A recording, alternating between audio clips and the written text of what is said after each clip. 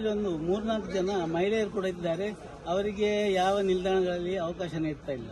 ಇದರಲ್ಲಿ ರಾತ್ರಿ 10 ಗಂಟೆಯಿಂದ ಬೆಳಿಗ್ಗೆ 4 ಗಂಟೆಯವರೆಗೆ ಮಾತ್ರ ನಗರ ಪರವಾಗಿ ಚಾಲಕರು ದುಡಿಯಬಹುದು ಎಂದು ಉಲ್ಲೇಖಿಸಿರುತ್ತಾರೆ. ಇದರಲ್ಲಿ ಹಗಲು ಯಾವುದೇ ನಿಲ್ದಾಣಗಳಲ್ಲಿ ದುಡಿಯಬಾರದು ಎಂದು ಲಿಖಿತ ಮೂಲಕ ಉಲ್ಲೇಖಿಸಿಲ್ಲ. ನಡಾವಳಿಯ ಪ್ರಕಾರ ಕಾನೂನು ತಂದಲ್ಲಿ ರಿಕ್ಷಾ ಚಾಲಕರೇ ಹೊಡೆದಾಡುವ ಪ್ರಸಂಗಗಳು ಜಾಸ್ತಿ ಆಗುತ್ತದೆ. ಏಕೆಂದರೆ ಉಡುಪಿಯಲ್ಲಿ ಒಳ್ಳೆಗೆ ಬಾಡಿಗೆ ಮಾಡುವ ನಿಲ್ದಾಣಗಳೆಂದರೆ ಸಿಟಿ ರಿಕ್ಷಾ ನಿಲ್ದಾಣ, ಸರ್ವಿಸ್ ನಿಲ್ದಾಣ, ಕೆಎಸ್ಆರ್ಟಿಸಿ ರಿಕ್ಷಾ ನಿಲ್ದಾಣ, ಬಿಗ್ ಬಜಾರ್ ರಿಕ್ಷಾ ನಿಲ್ದಾಣ. ಈ 4 ನಿಲ್ದಾಣಗಳನ್ನು ಬಿಟ್ಟರೆ 52 ನಿಲ್ದಾಣಗಳಲ್ಲಿ 54 ನಿಲ್ದಾಣಗಳು ಬಾಡಿಗೆ ಮಾತ್ರ ತುಂಬಾ ಕಡಿಮೆಯಾಗುತ್ತಿವೆ. ದೊಡ್ಡ ನಿಲ್ದಾಣದ ಚಾಲಕರು ದಿನಕ್ಕೆ 2,000ದಿಂದ 3,000ವರೆಗೆ ದುಡಿದರೆ ಸಣ್ಣ ನಿಲ್ದಾಣದ ಚಾಲಕರು 800ರಿಂದ 1,000 ರೂಪಾಯಿ ದುಡಿಯುವುದೇ ಕಷ್ಟ. ಇದರಲ್ಲಿ ದಿನಕ್ಕೆ ಗ್ಯಾಸ್ ಬಾಯಿಸಲು 300 ರೂಪಾಯಿ, ರಿಕ್ಷಾ ಸಾಲ ತಿಂಗಳಿಗೆ EMI, ಮಕ್ಕಳ ಶಿಕ್ಷಣ, ಮನೆ ಖರ್ಚು ಇದೆಲ್ಲ ಹೇಗೆ ಸಾಧ್ಯವಾಗುತ್ತದೆ? ದೊಡ್ಡ ನಿಲ್ದಾಣದ ಚಾಲಕರಿಗೆ ಪ್ರೋತ್ಸಾಹ ನೀಡಿದಂತಾಗಿ ಮಾನ್ಯ ಜಿಲ್ಲಾಧಿಕಾರಿ ಅವರ ಆದೇಶ ಜಾರಿಯಾದಲ್ಲಿ ಈ 52 ನಿಲ್ದಾಣ ಚಾಲಕರಿಗೆ ಹೊಟ್ಟೆಗೆ ಹೊಡೆದಂತಾಗುತ್ತದೆ. ರಿಕ್ಷಾ ಚಾಲಕರ ಸಂಘಟನೆಗೆ ನೀಡಿದ ಪತ್ರ ಸಂಖ್ಯೆ ಪ್ರಾಸ ಆಟೋ ದೂರು 2022-23. ಇದರಲ್ಲಿ ಯಾವ ನಿಲ್ದಾಣ ಪ್ರದೇಶದಲ್ಲಿಯೂ ಹೋಗಿ ದುಡಿಯಬಹುದು ಎಂದು ಪ್ರಾದೇಶಿಕ ಅಧಿಕಾರಿಗಳು ತಿಳಿಸಿ ಪತ್ರವನ್ನು ನೀಡಿದ್ದಾರೆ. ಹಾಗೆಯೇ ಪತ್ರಿಕೆಯನ್ನು ಕೂಡ ಪ್ರಕಟ ಮಾಡಿದ್ದಾರೆ. ನಗರ ಪರವಾನಗಿ ಚಾಲಕರು ನಿಲ್ದಾಣ ದುಡಿಯಲು ಹೋದಾಗ ಅಲ್ಲಿನ ಚಾಲಕರು ಹಲ್ಲೆ ಮಾಡಿ ಗುಂಡಾಗಿರಿ ಮಾಡುವ ಬಗ್ಗೆ ಪೊಲೀಸ್ ಇಲಾಖೆ ದೂರು ನೀಡಿದರೆ ದುಡಿಯಲು ಬಂದ ಚಾಲಕರ ಮೇಲೆ ಕೇಸ್ ದಾಖಲಿಸಿ FIR ಮಾಡುತ್ತಾರೆ. ಆ 40 ರೂಪಾಯಿ ಬಾಡಿಗೆ ಮಾಡಿ ನಗರಸಭೆಯಲ್ಲಿ ಬಿಡ್ತಾನೆ. ಆ ರಿಕ್ಷಾ ಚಾಲಕ ಮತ್ತೆ ಸಿಟಿ ಬಸ್ ಸ್ಟ್ಯಾಂಡಿಗೆ ಹೋಗ್ಬೇಕು, ಅಥವಾ ಅವನು ಯಾವ್ದು ಇರ್ತಾನೆ ಅದೇ ಮತ್ತೆ ಮಾಡಿ ಅಲ್ಲಿಗೆ ಹೋಗ್ಬೇಕಾಗ್ತದೆ. ಮತ್ತೆ ಅಲ್ಲಿ ನಗರಸಭೆಯ ನಿಲ್ದಾಣದಲ್ಲಿ ಖಾಲಿದ್ದು ಕೂಡ ಅಲ್ಲಿ ನಿಲ್ಲಿಕ್ಕಿಲ್ಲ. ಸಿಗುವಂತದ್ದು ರಿಕ್ಷಾ ಚಾಲಕರಿಗೆ ಮಾಲಕರಿಗೆ 50 ರೂಪಾಯಿ 60 ರೂಪಾಯಿ, ಹೆಚ್ಚಂದ್ರೆ 100 ರೂಪಾಯಿ ಬಾಡಿಗೆ. ಮತ್ತೆ ವಾಪಸ್ ಹೋಗೋದಕ್ಕಿಂತ ಅಲ್ಲಿ ನಾನು ಮುಕ್ತ ಅವಕಾಶ ಮಾಡಿಕೊಡ್ಬೇಕಂತ ಹೇಳಿ ನಾವು ಜಿಲ್ಲಾಧಿಕಾರಿಯವರ ಹತ್ರ ಮಾತಾಡಿದೆ, ವರಿಷ್ಠಾಧಿಕಾರಿ 2-3 ಸುತ್ತಿನ ಮಾತುಕತೆ ಮಾಡಿ ಮನೆ ಆಯುಕ್ತರಲ್ಲೂ ಮಾತಾಡಿ ಆಗಿದೆ. ಆದ್ರೆ ನಾನು ಹೇಳುವಂತದ್ದಷ್ಟೇ, ಮಂಗಳೂರಿನಲ್ಲಿ ಆದ ಕತೆ ಬೇರೆ ಬೇರೆ ಜಿಲ್ಲೆಗಳಲ್ಲಿ ಆದ ನಿದರ್ಶನ ಇದೆ. ಈ ವಿಚಾರದಲ್ಲಿ ಜಿಲ್ಲಾಡಳಿತ ಜಿಲ್ಲಾಡಳಿತ ಮತ್ತೆ ಪೊಲೀಸ್ ಇಲಾಖೆ ಸಂಪೂರ್ಣ ವಿಫಲ ಆಗಿದೆ ಅಂತ ಹೇಳಿ ನಾನು ಈ ಮೂಲಕ ನಿಮ್ಮ ಮಾಧ್ಯಮದ ಮೂಲಕ ತಿಳಿಸಲಿಕ್ಕೆ ಇಷ್ಟಪಡ್ತೇನೆ. ಯಾಕಂತ ಹೇಳಿದ್ರೆ ನಾನು ಆಯುಕ್ತರಲ್ಲಿ ಹೇಳಿದ್ದೇನೆ, ನಗರಸಭೆ ಜಾಗವನ್ನು ನೀವು ಖಾಸಗೀಕರಣ ಮಾಡಲಿಕ್ಕೆ ಹೊರಟಿದ್ದೀರಾ. ವಲಯ 1ರ ಪರ್ಮಿಟ್ ಅಲ್ಲಿ ಎಲ್ಲರೂ ಮುಕ್ತ ಅವಕಾಶ ಮಾಡಿಕೊಡಬೇಕು. 15 ಅಥವಾ 20 ದಿನದೊಳಗೆ ಜಿಲ್ಲಾಡಳಿತ ರಿಕ್ಷಾ ಚಾಲಕರಿಗೆ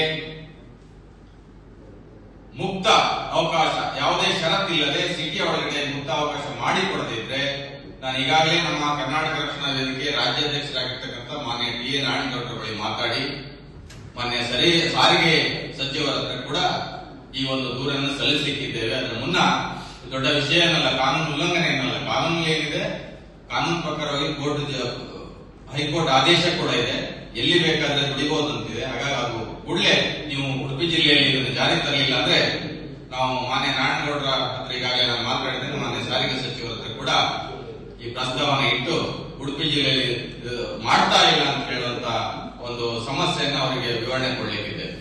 ನಾವು ಕೇಳುವಂತದ್ದೇನು, ಕೋರ್ಟ್ ಆದೇಶ, ಸ್ಪಷ್ಟ ಕೋರ್ಟಿನ ಆದೇಶ ಇದೆ.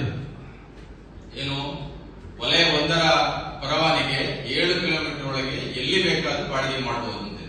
ರಿಕ್ಷಾ ಚಾಲಕ ಮಾಲಕರು ಇಷ್ಟೇ ಹೇಳುವಂತದ್ದು, ನಮ್ಗೆ ಯಾರು ಭೇದ ಭಾವ ಇಲ್ಲ, ಎಲ್ಲರೂ ಒಂದು ತಾಯಿ ಮಕ್ಕಳಿಗೆ ನೀವು ಇರಬೇಕು, ನಿಮ್ಮೆಲ್ಲ ಅಣ್ಣ ತಮ್ಮದಿಗಳು ಎಲ್ಲರೂ ಸಹ ಇದರಲ್ಲಿ ಬದುಕಬೇಕು, ಎಲ್ಲರೂ ಹೊಟ್ಟೆ ಬಾಡಿಗೆ ಮಾಡುವಂತ ಒಂದು ಉದ್ಯೋಗ.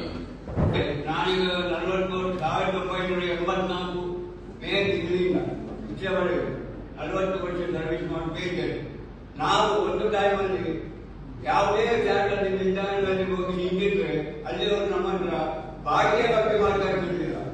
ನಿಮ್ಮ ಮನೆ ಜೀವನದಲ್ಲಿ ಆಗುಂಟು, ನೀವು ಆರೋಗ್ಯದಲ್ಲಿ ಆಗುಂಟು, ಹಾಗೆ ಎಲ್ಲ ವಿಷಲೋಪನೆ ವಿಚಾರ ಮಾತಾಡ್ತಿದ್ರು. ಇವತ್ತಿನ ಏನಾಗಿದೆ ಅಂತ ಹೇಳಿದ್ರೆ, ನಾವು ಅಲ್ಲಿ ಓದಿಕೊಂಡಿದ್ದೇವೆ, ಅವರ ಮುಖಾಂತರ ನಮ್ಮ ಚಾಲಿನವರೆಲ್ಲ ಇವರು. ಯಾಕಂದ್ರೆ ನಾನು ಸರ್ವಿಸ್ ಚಾರ್ಜಲ್ಲಿ ನಿಂತಿದ್ದೇನೆ, ಸಿಟಿ ಬಸ್ ಚಾರ್ಜಲ್ಲಿ ನಿಂತಿದ್ದೇನೆ, ಮತ್ತೆ ಈಗ ನಗರಸಭೆ ಮೊದಲಿನ ನಿಲ್ದಾಣ ಅದೇ ಇದ್ದರು ನಗರಸಭೆಯಲ್ಲಿ. ಆಮೇಲೆ 40 ವರ್ಷ ಸರ್ವಿಸ್ನಲ್ಲಿ ತುಂಬಾ ಕಡೆ ಎಷ್ಟು ಸರಿ ನಿಂತಿದ್ದೇನೆ, ನಾನು ಬಾಡಿಗೆ ಮಾಡ್ತೇನೆ. ಆದ್ರೆ ಈಗ ಮಾಡಿದಾಗುದು ನಮ್ಗೆ 7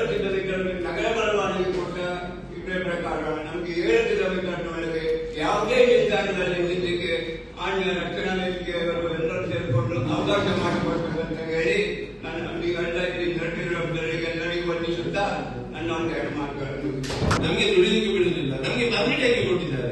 ಈಗ ನೋಡಿ ರೈಲ್ವೆ ಸ್ಟೇಷನ್ ಅಲ್ಲಿ ಹೇಗೆ ಉಂಟು ಪ್ರೀಪೇಡ್ ಕೌಂಟರ್, ಅಲ್ಲಿ ಸಿಟಿ ಪರ್ಮಿಟ್ ನಾವು 7 ಕಿಲೋಮೀಟರ್ ಬಿಟ್ಟು ಹೋಗ್ಲಿಕ್ಕಿಲ್ಲ.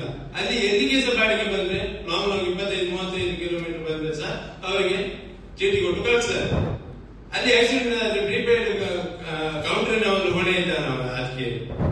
ಯಾಕಂದ್ರೆ ನೈಟ್ 10 ಗಂಟೆಯಿಂದ 4:30 ಗಂಟೆ ಮಾತ್ರ ದುಡಿಬೇಕು ನಗರ ಬರವರಿಗೆ ಅವರು ನಿಲ್ದಾಣಗಳಂದ್ರೆ. 10 ಗಂಟೆಯಲ್ಲಿ ಯಾರಿದ್ದಾರಂತ ತಾವು ಯೋಚನೆ ಮಾಡಿ. ಯಾಕಂದ್ರೆ ಇದು ದೊಡ್ಡ ಸಿಟಿ ಅಲ್ಲ.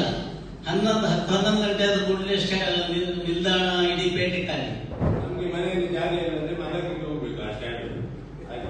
ಖಾಸಗೀಕರಣ ಬೇಡ ಅಂತ ಖಾಸಗಿ ಮಾಡಬೇಡ ಹೇಳು. ಈಗ ನೋಡಿ 20 ಜನರದ ಒಂದು ಆಲ್ರೆಡಿ ಇದ್ದರೆ ಅದಕ್ಕೆ ಈಗ ನೀವು ಬೇಡಿಕೆ 40,000 ಕೊಟ್ಟರೆ ನಿಮ್ಮಂತೆ ಕೊಡೋದು, ಡಿಮ್ಯಾಂಡ್ ಮಾಡೋದು 5,000 ಕೊಡೋದ್ರೆ ನೀವು ಬನ್ನಿ. ಈಗ ನಿಮ್ಮ ಹತ್ರ ಶಕ್ತಿ ಇಲ್ಲ, ನಿಮ್ಮ ಹತ್ರ ದುಡ್ಡು ಕೊಡ್ಲಿಕ್ಕೆ ಬಾಡಿಗೆ ಮಾಡೋದೇ ಕಷ್ಟ.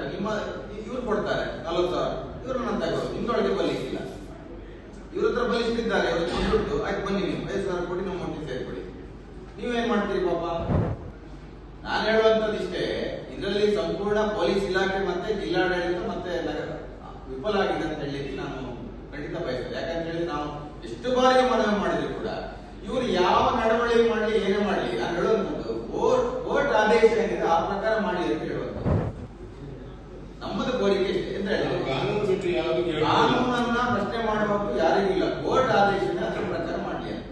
ನಮಗೆ ಕೊಟ್ಟರೆ ನಾವು ಅದನ್ನೇ ಮಾಡ್ತಾ ಇರ್ತೇವೆ. ಮೆಂಬರ್ಶಿಪ್ ತಗೊಳ್ಳೋದು ಅದನ್ನೇ ಕಂಟಿನ್ಯೂ ಆಗ್ತದೆ. ಈಗ ರೊಟೇಷನ್ ಪದ್ಧತಿ ಬಂದ್ರೆ ಯಾರು ಅದರ ಬಗ್ಗೆ ತಲೆ ಕೆಡಿಸಿಕೊಳ್ಳುವುದಿಲ್ಲ, ಅವರವರ ಗಾಡಿಗೆ ಮಾಡ್ಕೊಂಡು ಹೋಗ್ತಾರೆ.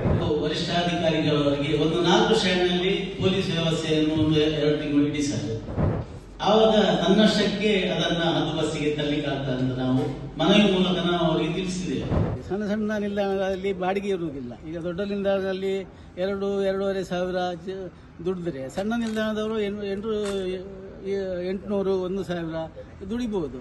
ಆವಾಗ ಅವ ಸಣ್ಣ ನಿಲ್ದಾಣದವ ಮನೆಯಲ್ಲಿ ಸಂಸಾರ ನೋಡುವುದ, EMI ಕಟ್ಟುವುದ, ಮಕ್ಕಳ ಶಿಕ್ಷಣ ನೋಡುವುದ, ಇದು ಹೇಗೆ ಸಾಧ್ಯ ಆಗ್ತದೆ?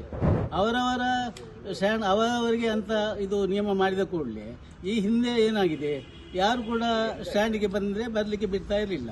ಇನ್ನು ಅದು ಮಾಡಿದರೆ ಏನಿಲ್ಲ, ಅಲ್ಲಿ ಸ್ಟ್ಯಾಂಡ್ ಒಂದು ವೇಳೆ 30 ಗಾಡಿ ನಿಲ್ಲುವಲ್ಲಿ 4-5 ಗಾಡಿ ಇದ್ದು ಇಡೀ ಸ್ಟ್ಯಾಂಡ್ ಖಾಲಿ ಇದ್ದರೆ ಇವ ಬೇರೆ ಪಾಪ ನೋಡ್ಕೊಂಡು ಹೋಗ್ತಾನೆ. ಯಾಕಂದ್ರೆ ನಮಗೆ ಅಲ್ಲಿ ದುಡಿಲಿಕ್ಕೆ ಹೋಗ್ಲಿಕ್ಕಿಲ್ಲಲ್ಲ, ನಾನೇನು ಮಾಡ್ಬೋದಂತ ಮಾಡಿದ್ರೆ ಅಲ್ಲಿ ಸಾಧಾರಣ ಮಟ್ಟಿಗೆ 4 ನಿಲ್ದಾಣಗಳು, 4 ನಿಲ್ದಾಣಗಳಂದ್ರೆ ಸರ್ವಿಸ್ ಸ್ಟ್ಯಾಂಡ್ನಲ್ಲಿ ಒಂದು 80 ಗಾಡಿ, ಸಿಟಿ ಬಸ್ ಸ್ಟ್ಯಾಂಡ್ನಲ್ಲಿ ಒಂದು 80 ಗಾಡಿ, KSRTC ಅಲ್ಲಿ ಒಂದು 60 ಗಾಡಿ, ಒಟ್ಟಿಗೆ ಟೋಟಲ್ ಒಂದು 300 ಜನರಿಗೆ ಉಪಕಾರ ಆಗ್ಬೋದು.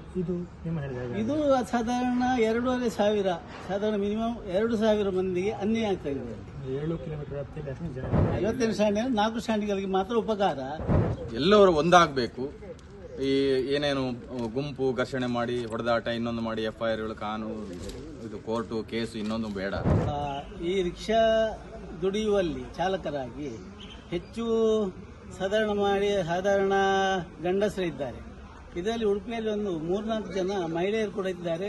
ಅವರಿಗೆ ಯಾವ ನಿಲ್ದಾಣಗಳಲ್ಲಿ ಅವಕಾಶ ನೀಡ್ತಾ ಇಲ್ಲ. ಅವರಿಗೂ ನಿಲ್ದಾಣಗಳಲ್ಲಿ ಅವಕಾಶ ನೀಡಿ ಮಹಿಳೆಯರಿಗೆ ಹೆಚ್ಚು ದುಡಿಯುವ ಹಾಗೆ ನಾವು ಸ್ವಲ್ಪ ಸಪೋರ್ಟ್ ಮಾಡಿದರೆ ಮುಂದಕ್ಕೆ ಅವರಿಗೆ ಈ ನಿರುದ್ಯೋಗ ಸಮಸ್ಯೆ ಕೂಡ ಪರಿಹಾರ ಆದಾಗ್ತದೆ.